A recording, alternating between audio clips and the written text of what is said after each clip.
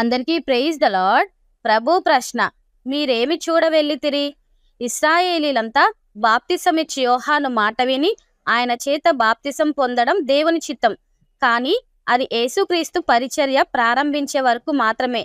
ఆ తర్వాత క్రీస్తునే వెంబడించాలి. కానీ జనసమూహం అంతా క్రీస్తు వచ్చిన తర్వాత కూడా యోహానును వెంబడించారు.